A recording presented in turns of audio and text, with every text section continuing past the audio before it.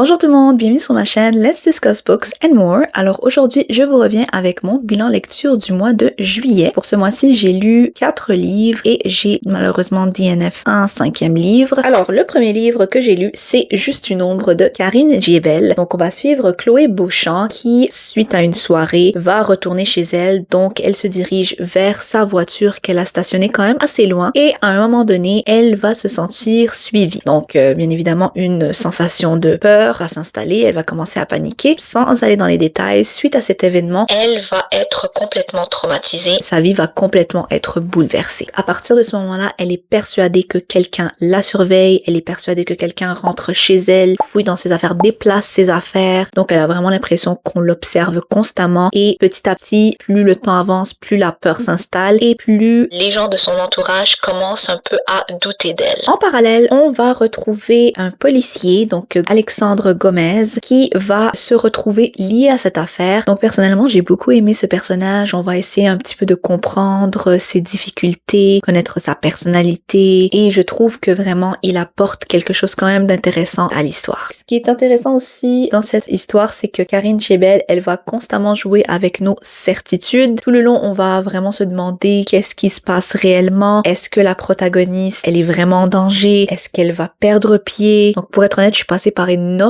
d'émotions par rapport à cette protagoniste. À certains moments, j'avais de la peine pour elle, j'avais vraiment envie de l'aider, j'avais vraiment envie que les gens la croient et à certains moments, je vous dirais que j'avais envie de la secouer. Je vais pas vous mentir, il y a certaines de ses actions qui m'ont complètement frustrée, je comprenais pas pourquoi elle faisait ça ou pourquoi elle faisait ce qu'elle faisait et je me suis retrouvée à parler seule avec le roman en me disant mais qu'est-ce que tu fais? Qu'est-ce que tu fais? Et donc moi j'adore quand un livre me fait passer par plusieurs émotions, c'est que vraiment je sais que je suis investie. On va petit à petit aussi découvrir son passé, ses blessures et l'impact psychologique que ça a eu sur toute l'histoire. Petit à petit, elle va s'isoler complètement, elle va repousser toutes les personnes de son entourage et je vous dirais que sa vie va basculer dans tous les aspects possibles. Donc sans entrer dans les détails, je vous dirais que si vous lisez du Karine Djebel, petit conseil, ne vous attachez pas au personnage. Je dis ça, je dis rien. Voilà. J'ai trouvé que c'était un thriller psychologique très efficace qui m'a tenu en haleine du début à la fin. Certains éléments ont fait en sorte que je lui donne une note de 4,25 sur 5 et non 5 sur 5, mais j'ai passé un excellent moment. Alors le deuxième livre que j'ai lu ce mois-ci, ou plutôt que j'ai écouté ce mois-ci, c'est Une voisine sans histoire de Liz Nugent. On va suivre Sally. Sally, on va rapidement se rendre compte qu'il y a un petit souci avec elle. Elle est extrêmement maladroite socialement. On va voir qu'elle a des comportements assez étranges. Avant d'aller plus loin, donc cette histoire, ça a l'air d'être un thriller domestique classique, mais il est un peu plus sombre. Il y a des éléments qui sont quand même assez traumatisants, je vous dirais. Et comme je vous disais, Sally, voilà, elle est maladroite socialement. Elle est isolée du monde. L'histoire va débuter au moment où est-ce que son père est sur le point de mourir et c'est là que ça va déclencher le reste de l'histoire. Le roman, il va être sur 2 points de vue. Donc le point de vue de Sally et un peu plus tard dans l'histoire, le point de vue d'un homme dont on ne connaît pas l'identité tout de suite. Son point de vue à lui va être dans le passé et je vous dirais que j'ai préféré son point de vue à celui de Sally. Celui de Sally est intéressant aussi, mais son point de vue à lui était vraiment intriguant parce que c'est dans le passé qu'on découvre quand même certains événements qui sont troublants, difficiles. Donc on va découvrir des éléments terribles qui se sont passés auparavant. Donc au fil de la lecture, on va se rendre compte que Sally a vécu de forts traumatismes et après la mort de son père, des personnes de sa famille et de son entourage vont commencer à se rapprocher d'elle pour essayer de l'aider à, je vous dirais, vivre normalement le plus possible et j'ai vraiment beaucoup aimé voir son évolution, comment elle interagit avec les gens, comment elle commence à faire confiance aux gens et tenter de se reconstruire une vie, je vous dirais, mais on se demande constamment si vraiment elle va réussir à guérir de ses blessures, de ses traumas. C'est une question, voilà, qu'on se demande tout au long de l'histoire, même jusqu'à la fin. Donc j'aimerais vraiment pouvoir vous parler un peu plus du deuxième personnage parce que c'est là qu'on a beaucoup de révélations qui vont apparaître. Donc son histoire est particulièrement marquante et troublante et elle nous permet de vraiment comprendre l'ensemble de l'histoire. Donc l'histoire ne va pas nécessairement se reposer sur un rebondissement final énorme, mais c'est plus des révélations successives. On va constamment se demander qu'est-ce qui va se passer, comment les petites révélations sont liées et qu'est-ce qui va se passer avec Sally. Donc voilà, j'ai trouvé que c'est un très bon thriller domestique qui pousse vers le sombre, vers vers le thriller psychologique et je lui ai donné 4 étoiles sur 5.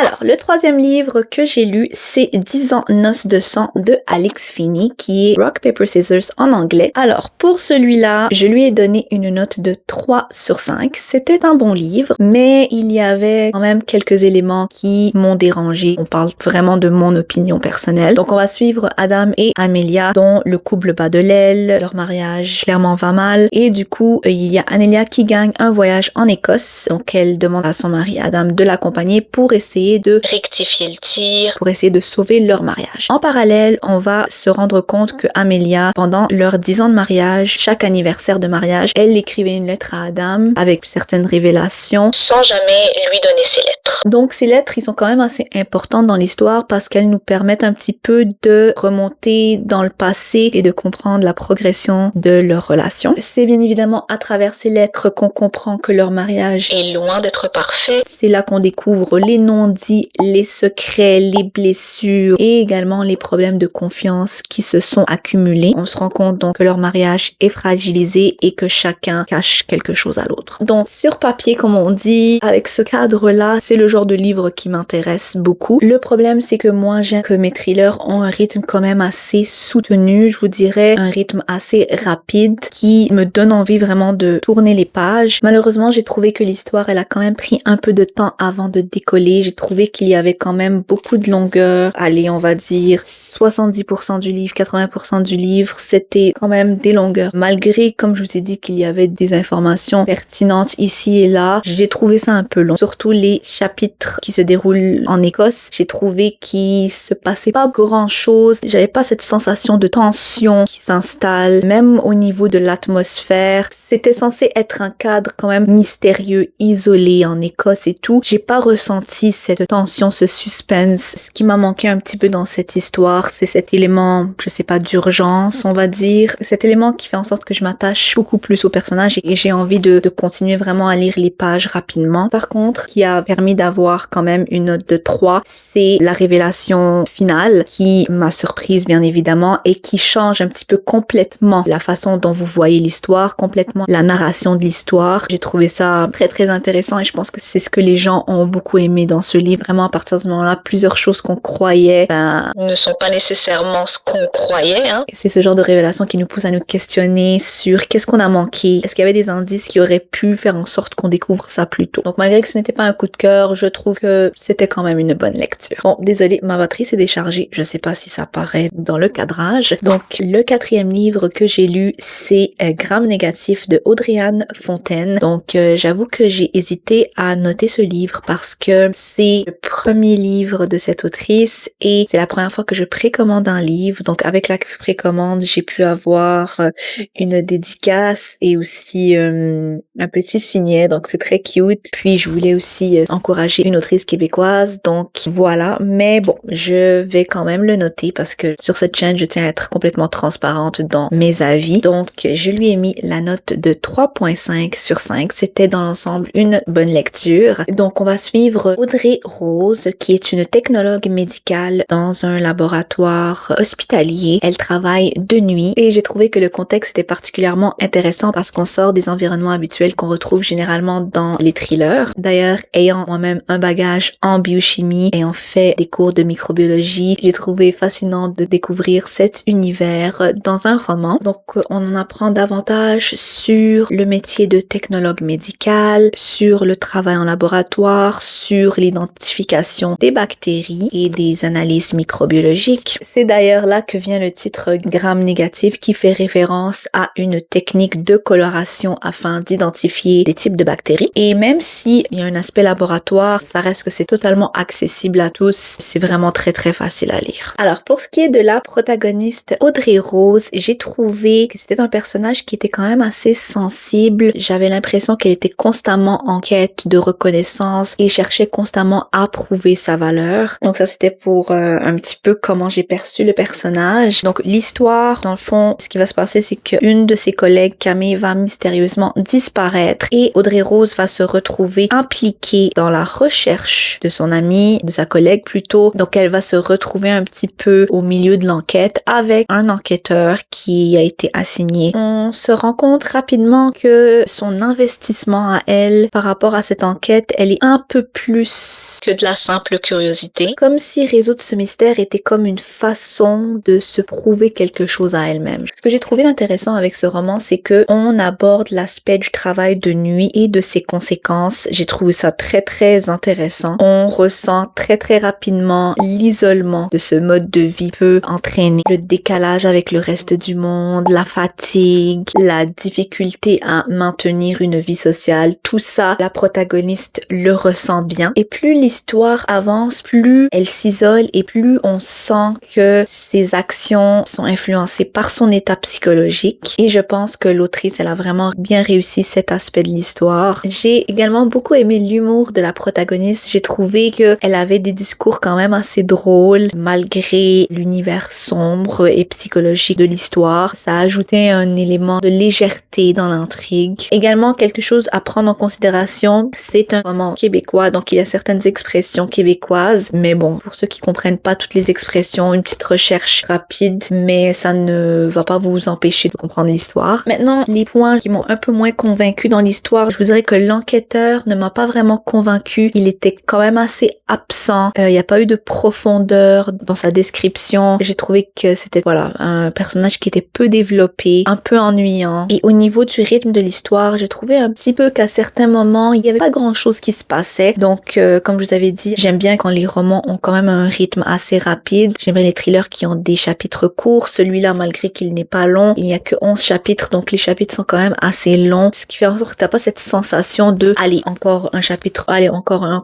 cette sensation de tourner les pages, ce qui est un peu dommage, mais bon, c'est pas ça non plus qui a dérangé. J'ai pas ressenti de tension tout au long du roman. À quelques reprises, oui, mais j'en aurais voulu plus. Mais, la révélation finale, elle était très très bien exécutée. Je ne l'avais pas vu venir. J'avais vu quelques petits éléments de la fin, mais la principale, je vous dirais, je ne l'ai pas vu venir et waouh, c'était très très psychologique, si je peux décrire ça comme ça. Il y a une révélation à la fin qui vaut la peine selon moi. On est plutôt dans une certaine ambiance, on se repose sur la psychologie de la protagoniste, de sa compréhension, de sa progression, on se concentre sur le métier bien évidemment de technologue médical et je vous dirais que l'enquête elle vient après ces aspects-là. Alors, le 5e livre, comme je vous ai dit, malheureusement je l'ai DNF, je ne l'ai pas terminé. J'ai lu la moitié du livre. On parle de toutes ses fautes d'Andrea Mara. Pour être honnête, le synopsis, donc le résumé, ça aurait dû être une histoire très intéressante, mais je ne sais pas pourquoi, je sais pas, c'est peut-être au niveau du timing. Des fois, quand on DNF un livre, c'est pas le bon moment. Bien évidemment, c'est pas parce que j'aime pas un livre d'une autrice que l'autrice n'est pas bien ou que je ne vais pas aimer les autres livres ou que même, il se peut que je lui donne une seconde chance. Donc, on va suivre, c'est ça, une maman, Marissa, qui va chercher son fils Milo après avoir joué chez